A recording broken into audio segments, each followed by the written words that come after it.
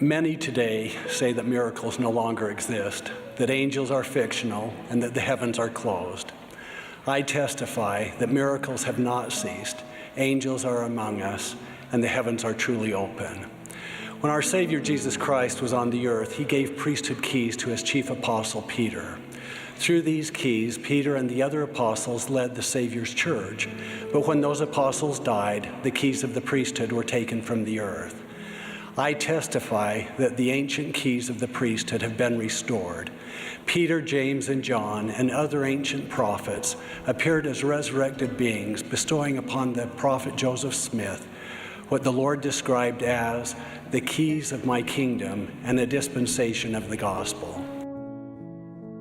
Those same keys have been passed from prophet to prophet until today. The 15 men we sustain as prophets, seers, and revelators use them to lead the Savior's church. As in ancient times, there is one senior apostle who holds and is authorized to exercise all priesthood keys. He is President Russell M. Nelson, prophet and president of the restored Church of Christ in our day, the Church of Jesus Christ of Latter-day Saints. Wherefore, my beloved brethren and sisters, have miracles ceased because Christ hath ascended into heaven?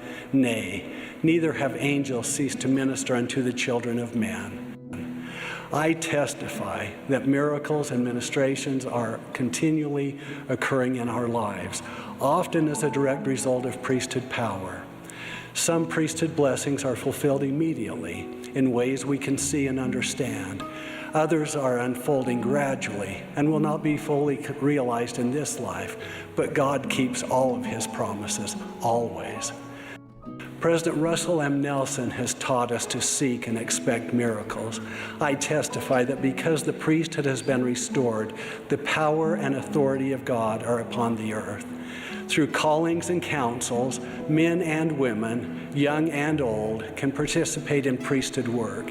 It is a work of miracles, attended by angels. It is the work of heaven, and it blesses all God's children.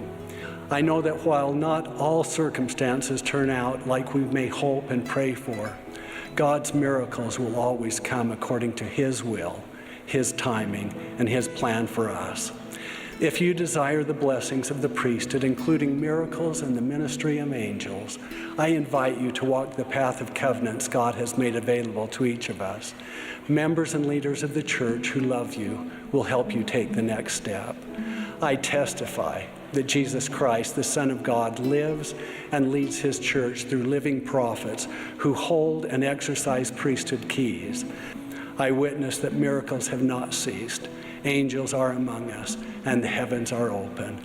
And oh, how open they are. In the name of Jesus Christ, amen.